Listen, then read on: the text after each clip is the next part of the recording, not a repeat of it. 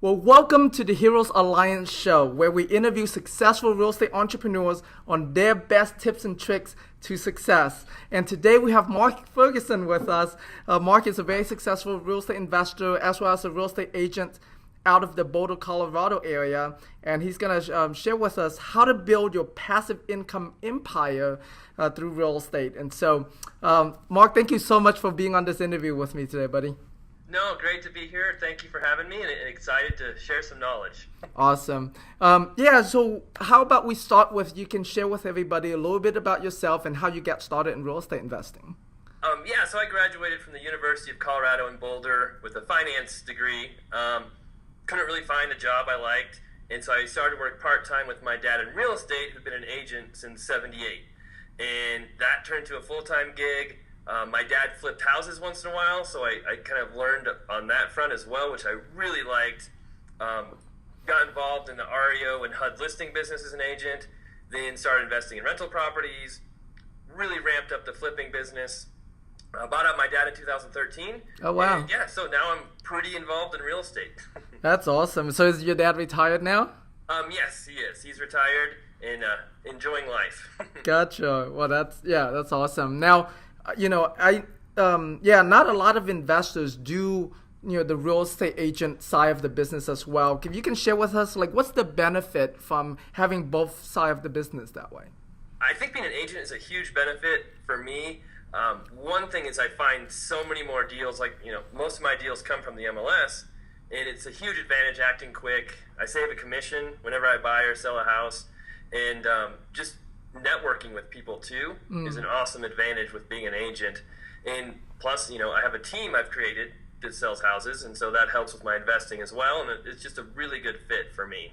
That's great. So when you say it helps with networking with other people, like with other agents or with other investors as well, or with everything, with other agents, if there are agents who are listing houses that might be distressed or they can't find a buyer for it, they know I buy a lot of houses myself, so sometimes they'll even come to me and say, hey, I've got a really good deal, I can't get it sold, would you be interested?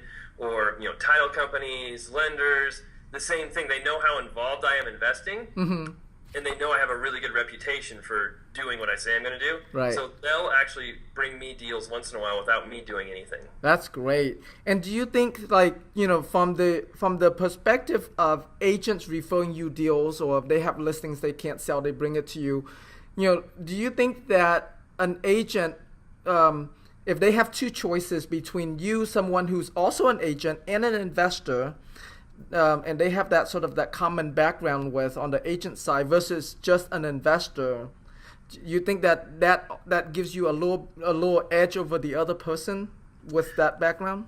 I think it does a little bit, because being an agent, we're regulated more, so we have a little bit more oversight and responsibility for what we can and can't do. And plus, the biggest factor, though, is most people in my town or in real estate know me, and they trust me. So I think that's probably the biggest factor. And being an agent has helped promote that over the years. That's awesome. That's great. Now, you also flip houses as well. Share with us, what are your volume both on the agency side as well as your investing flip side? So when I was, in the prime of the HUD REO foreclosure crisis, we were selling 200 houses a year. Wow. And most of that was me, myself, as a listing agent. Now that's dried up to nothing in Colorado, but I've got 6 licensed agents on my team, and we're still selling about 100 houses a year. But instead of me selling all of them, I sell almost none of them now, which is nice. My agents do almost all of it. And then on the flip side, I've sold 11 flips so far in 2016. I've got 11 going at the moment. So I usually get 15 to 20 a year flips completed. Gotcha. Okay. And how big are your flips typically? How much what price range are they in? How big are these repairs? I usually go for the lower end flips, so I buy from 50 to 150,000. But I do have one I bought for 535,000. I'm working on right now as well. So most of them are under the $200,000 range. I usually put $20,000 to $40,000 of repairs into them. Okay.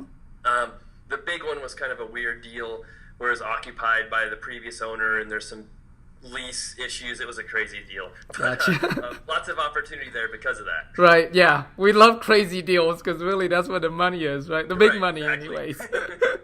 That's awesome. And so yeah, I mean, it sounds like, I mean, your rehab, the amount of rehab, that's very typical, very common throughout the whole, country, that price point. Tons of buyers there, right? People can afford that, very bread and butter type homes. So at what point did you transition from being an active agent over to start looking at passive income? I really started to buy rental properties in 2010. Okay. So I was still a very active agent at that time, and I was making decent money, and I was just thinking to myself, I should have more to show for how much money I'm making and what I do, because I'm investing in the stock market, and it just wasn't fun for me. So I researched as much as I could. Even though I was in real estate, I still looked at franchises, all types of ways to invest my money, and rental properties just kept coming up as the best way to do it. So I really focused on buying rentals and ended up buying 16 rentals basically in the last 5 years, and then sold 2 of them this year because our market's so crazy in Colorado. I sold 2 of my least desirable properties and took some cash out of them. Gotcha. Okay. Why are they least desirable? One was a college duplex, and almost all my rentals are single family homes, with one family in them. Mm-hmm. And that one was harder to rent, needed some work, and the price jumped up on it. And I knew that would kind of be a property that lowered in price if our market changed more than the others. Gotcha. And another house had no dining room. It was really hard to rent. So that one, I'm like, okay, if I'm going to sell it, the tenants were moving out, this is the best time to sell it. So I sold that one as well. Oh, that's smart. Okay. So would that be a strategy that you would, that you teach your students? Oh, and another thing, folks, I didn't share with you, but Mark has a blog. It's investformore.com. That's invest, F-O-U-R, more.com. And he teaches other people about, how to build rental portfolios and how to, fix and flip. So check out his blog. But is that how you teach your students as well, to sort of to buy better rentals as well as keep better rentals as they build their portfolio up? I think so. I think one thing I try to teach students too is everybody's different. Everybody has a different goal and market they work in. Mm-hmm. So what I do might not work for you, but at the same time, I think there's a lot of strategies you can use that I use. I'm not a big fan of super cheap rentals because they're harder to finance, more maintenance, more turnovers usually. Expensive rentals are usually harder to cash flow on. So I really like that kind of middle of the road, B-class rental property that's easy to rent, easy to sell. Usually you have low turnover. Those have worked really well for me. Gotcha. Okay. So let's talk about that B-class rental, right? So in your market, what does that mean? I would classify it as, well, our median price has jumped the last few years. It was about $120 in 2012, and now it's $260. Whoa! So, yeah, it's been wow. insane. So, that's one reason why I sold some of my rentals, is because our prices are so crazy. But I always bought my rentals below market, so I'd always make sure I got an awesome deal. And then once I fixed them up and rented them, they're usually right below the median value, I'd say. So they're not in the middle, but kind of just below that median value was where I found my sweet spot. And that's kind of why it feels B-class. C-class is usually, a little lower. Right. So that's what my thoughts are. That's great. And then what kind of cash flow are you looking for? I've always wanted about $400 to $500 a month on my properties. So Net. I would buy them from $80,000 to $140,000. Okay. Put 20% down. Maybe make $5,000 to $15,000 in repairs on them, and then I'd usually end up renting them for $1,200 to $1,600 after I was done. And one nice thing about Colorado is our taxes are super low. Oh, so okay. What's the percentage? Like 0.5%. So wow. Yeah, like on my $100,000 house I buy, the taxes might be $600 a month or a year. Sorry. $600 or $700 a year. That's super cheap. Okay. Yes. Do you guys have income like state income tax, or Yes. is that why? Okay. Yeah, they make up for it in other ways. But cheap on rentals, but yeah, we have a higher income tax and sales tax and all that. Right. Okay. That's phenomenal. Okay. So so let's get into financing part of it. So it sounds like you get a normal conventional loan and then put 20% down. Is that how you do your rentals? I use a local lender for everything I do. So I wouldn't call it conventional. I call it more of a portfolio loan because they don't sell their loans on the secondary market. They keep them all in-house. And because of that, I've got 15 mortgages with them right now. Gotcha. They have no problem. With the conventional lender, you'll run into problems once you have 4 mortgages or 10 especially. But the local lender is so nice to work with. They don't need appraisals if it's under a $100,000 loan. They don't care what shape it's in. It can need tons of work, and really flexible. So I love the local lenders. Gotcha. So that that limitation on 4 properties or even 10 properties doesn't apply to portfolio lenders. Is that correct? No, usually that applies to the conventional lenders. Who are going to sell their loan, the secondary market, securitize it in the stock market, all that. And with the local lenders, they kind of make their own rules if they're keeping the loans in-house. So, that's one reason I went to a local lender was because I had 4 mortgages, and, Chase Bank is like, you can't get more than 4. I'm like, what do you mean? Like, you can't do it. I'm like, I did some research. I'm like, I can do it, just they won't do it. So. Gotcha. Okay. Yeah. And do your lender, do they require that you, like, after a certain number of properties, to package them into some type of a commercial loan or umbrella type loan, or no? No, they ran into some roadblocks when I hit $2.5 million in loans with them. So I also get fix and flip loans through them as well. Okay. So I still could get loans. They just had to run it through their committee. It took a little longer, but they're technically a commercial product I use now. What I use is a 5-year adjustable rate mortgage, amortized over 30 years, but there's no balloon payment. So, I don't have to pay it off after 5 years, but the rates can go up. Oh, I see. Gotcha. Yeah. Okay. And rates, my last loan was 4.5% with them. Yeah. So. Especially, this market right now, rates are still super low. So, yes. let's hope it continue that way for a while, right? Yes. That's great. So, what are some of your, best tips or tricks when it comes to someone looking to, to start building that passive, portfolio? One thing I would say I run into a lot with my blog and talking to people, and maybe it's partially my fault, but they see me being an agent, they see me flipping houses, they see me having rentals, and they see me writing, and they're like, oh, I want to do all that at once. Like, I had an agent on my team who wanted to do all that at once, and it didn't work out well. So I'd say focus is probably, one of the best things you can do. If you want to get into real estate investing, whether it's flipping, rentals, whatever, focus on that one thing you want to do first, and don't scatter your brain with 8 different ideas you're trying to do. Agents have that problem too, where they try and market themselves in 20 different ways. And I always say, doing 20 different things mediocre is not going to help your business. Do 1 or 2 things really good, and that'll help you succeed. So I know a lot of people want to wholesale flip, and just choose one to start out with. And if that doesn't work, then maybe move on, but really focus on one way to invest. Another thing I think that people really need to do is learn their market as well as you possibly can. Flipping, rentals, wholesaling. If you know your market, you know what prices are, it helps you so much in finding a good deal. Knowing neighborhoods, knowing investors in your area, the more you can focus on your market, or if you're choosing a different market, knowing that market, like the back of your hand, will be such a huge advantage. Gotcha.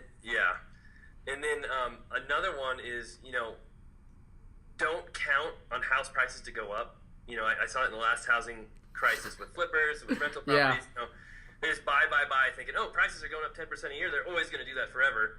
And that gets you in trouble. So when I'm flipping, when I'm buying rentals, I never assume things are going to get better than they are right now today.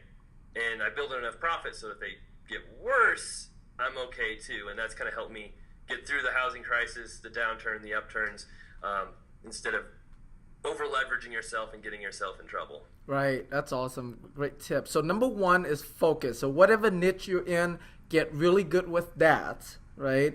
And then, grow into other niches, like you said. And then, yeah, number two is like, don't speculate, right? Like, yeah, make sure that you buy it right today, have enough equity, so that way if the market does turn, you have enough equity to be able to, either liquidate them or have enough cash flow to cover for the downturn. Is that correct? Exactly. Yep. Yeah. Yep. That's and know your market. Right. Yes, and know your market, exactly. Yeah. Now you started, in 2001. So how did you navigate through that 2008 market crash? Well, in Colorado, we started seeing the crash earlier in 2006 even, because they overbuilt here like crazy. And our county led the nation in foreclosures in 2007, Oh wow. 2006, and it wasn't like prices dropped 50% overnight though. It was kind of a slow decline, 20% over a couple years maybe. So it wasn't like we saw huge drops in other areas, Mm-hmm. but still, I always when I was flipping houses, we always try to get them bought and sold within 6 months. So if you're working in those shorter time frames, usually you can survive a market decrease as long as you're not trying to overprice houses. I saw that problem too, where people are, wouldn't lower the price, overprice their homes, and they sit on them, and it just gets worse and worse. Right. And then, like I said, figuring what the house is worth today, never assuming it go up, and then building enough profit where if prices do go down, you can still make money. And I wasn't one to hold houses for the most profit. I always want to turn them, keep my money moving, and once you hold a property, it never works out well if your intention was to flip it. Right. Yeah. I have some accidental rentals, and those never work out well. Nope. That's really great. So yeah, make sure that you get in and out of these properties. 'Cause I made those mistakes before where, I wanted to hold on for more money. It's like, but I want to make this much on it, and I hold on. Next thing you know, I lose out on the opportunities or lose out on the offers that I could have taken and just run with that, right? Yep, exactly. And then also that money's tied up too. Yeah. While you're waiting, you can't use that money to buy other properties, do other deals. So it's a double-edged sword. And then, we always use the term as real estate agents, a stigmatized property where once it's on the market for a certain amount of time, people wonder what's wrong with it. Even if there's nothing really wrong with it, they just see the days on market like, oh, I'm not going to see that. It's got to have a problem. So selling quick is the way to go. Gotcha. Okay. Yeah. So when it comes to flips, just sell them quick, and then besides the portfolio lenders, are there any other type of lenders that you use or that you teach your students to use as well? There's so many lenders out there. For flipping, my portfolio lender also does flipping loans. I have 3 local banks in my town who will give me loans to flip houses. 4.5% to 5.5% interest rate, 1 point. But, I have to put 25% down when I buy them. But still, it's great rates. I use private money as well. So I know some investors in town who used to flip houses who turn into private money lenders. Mm-hmm. I have private money from some of my family who would rather give it to me and make a decent interest rate than, put it in a CD for 1% or whatever it is. Right. And then I don't use hard money myself, but hard money is also an option for flippers, especially if you're getting started. Sometimes that's a more feasible option, paying higher rates, more points. But if the deals are good enough, it still can work out. So there's a lot of options. And with rentals, too, if you're just starting out, conventional mortgages, I think, are still a decent option as well. Right. Yeah, it's definitely the easier way to go, for sure. It's kind of like what you did, right, where you got your 4 loans, and then you go and talk to a portfolio lender. And I think that at that point, it makes the conversation easier because you already have a track record. They can very quickly refinance you out of those 4 loans that you have, which is instant business for them. Right, and then makes it easier for them to make that decision to say, hey, I want to work with you. Yes, for sure. And another thing, that refinancing, too, is a good point because once you have 10 mortgages in your name, it's really hard to refinance anything with any conventional lender. And if you do refinance it, they probably won't give you cash back. But with my portfolio lender, I've just refinanced 3 properties and took out $150,000 from them. Nice. So, it's another great option with portfolio lenders. Gotcha. So, Like, is your strategy to pay down these properties as fast as you can so you can eventually own them free and clear, or your strategy to use whatever cash you have to buy newer properties, to acquire more properties and just keep them at 80% leverage? When I first started out, I paid off my first rental in 3 years. So my strategy was to pay it off as soon as I could, use all my cash flow to do that. Then I kind of switched gears and decided I wanted to buy more properties. So I actually have a goal to buy 100 rentals by 2023. Gotcha. I'm kind of behind on that goal, but so I started saving all my cash flow, really saving as much money as I could, buy as many properties as I could.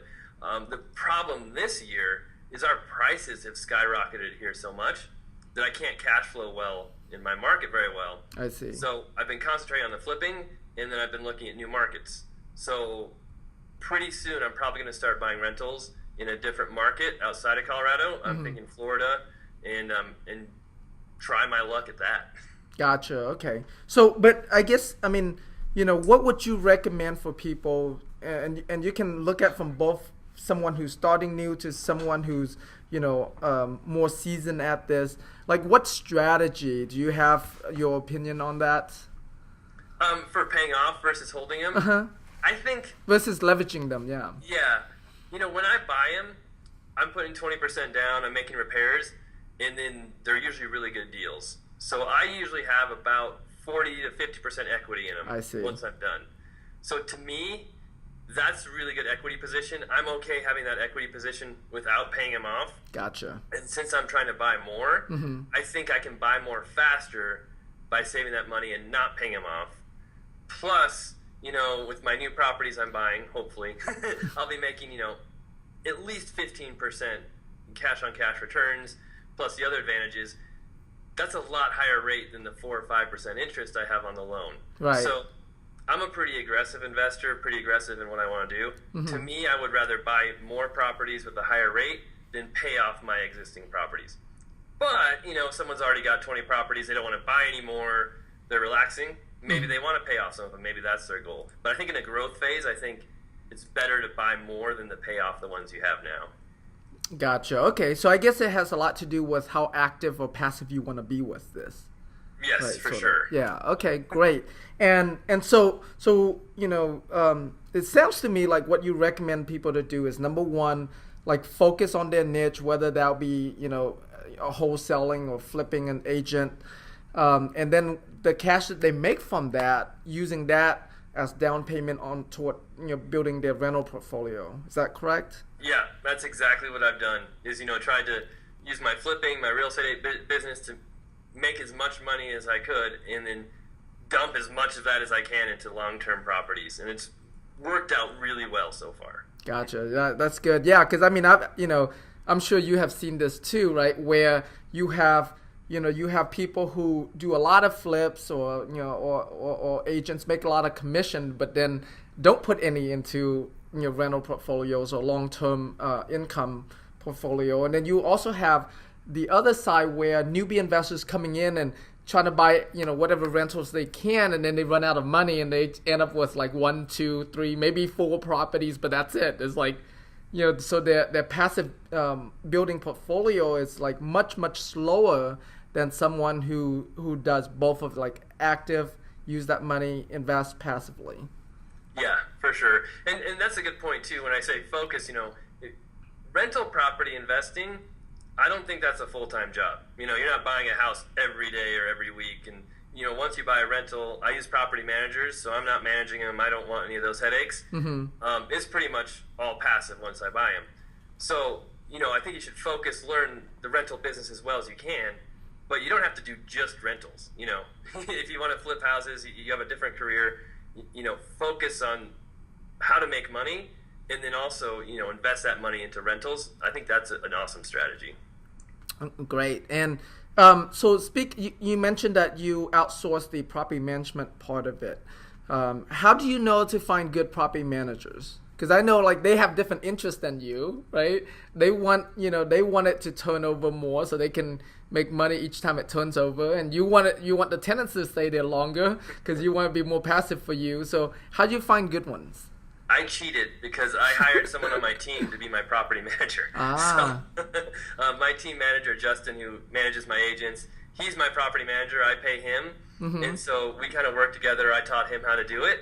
And so he doesn't make all his money from property management. It's just kind of like a side income. Ah, nice. So he has the same goal as me in that he wants his little hassle, he just wants those checks to come in every month with as little work as possible. He still does a great job.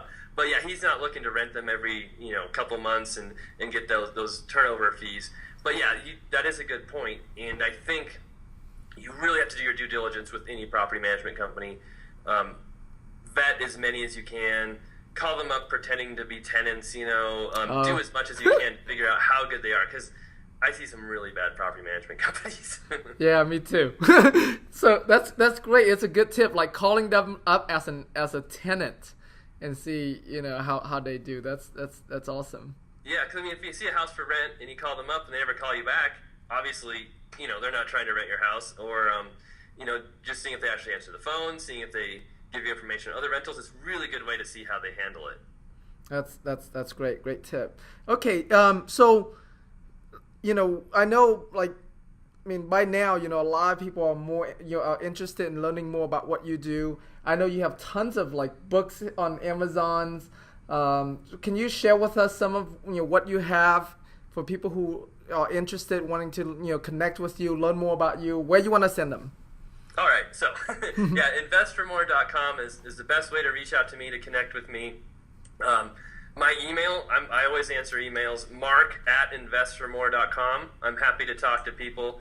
But yeah, on my site, if you sign up, I've got some free ebooks for people on real estate investing, on being a real estate agent. And then, like you said, I've got 4 paperback books on Amazon. Build a Rental Empire was a #1 bestseller. That's my best book, probably, that I'm the most proud of. It's done really awesome. And then I also have some coaching programs as well that we do, conference calls twice a month, teach people about the real estate agent side or the investing side. Tons of resources. I've got calculators for cash flow, for cash on cash returns. And the site, it's 400 articles plus that I've written myself on the site. So there's a lot of information out there. That's great. I love that. So I have a big question for you. Are you ready, Mark? Yes. All right. So here at the Heroes Alliance, we believe that all entrepreneurs are heroes because of the commitment that we offer our family, our clients, our staff, right? In your case, as an educator, our students too. Do you see yourself as a hero? I that's a tough question because I feel too hero is a strong word to use in somebody in my position. I feel like firefighters and policemen are heroes more than I am, but I still feel that one of my main purposes is to help other people as much as I can. I'm a strong believer in karma. That the more I help, the better, more successful I will be. And one thing I didn't realize when I first started my blog and started writing articles was how good it felt when people would message me or email me, say, "Oh my gosh, you really helped me." And I was wow, that feels good to know that someone cares what I think. And I actually, help them make a decision on something. So yeah, I don't know if I'd say I'm a hero, but I definitely try to think of myself as an educator, trying to help others and trying to, make the world a better place if I can. Right. That's awesome. That's beautiful. And that's exactly, how we define hero. It's for us, the acronym stands for Heartstrong Entrepreneurs Who Believe in Getting Rich by Enriching Others. And that's exactly what you do. And so in my eyes, you're definitely a hero. So thank you so much. I appreciate that. Thank you. Mark, thank you so much, buddy, for this awesome interview. Awesome tips that you share with us in this interview. Thank you so much for, all that you do in your writing, from your articles to your books, to your coaching, really reaching out to share your knowledge, share your experience with others, so that way it shortcut their success, right? Shortcut their path to success. So thank you so much for all that you do, buddy. Oh, thank you. I'm glad to be on the show. It was a lot of fun, and I appreciate it. Thank you very much. Awesome. Happy investing, and see you next time. All right. Sounds good. Have a great one. You too.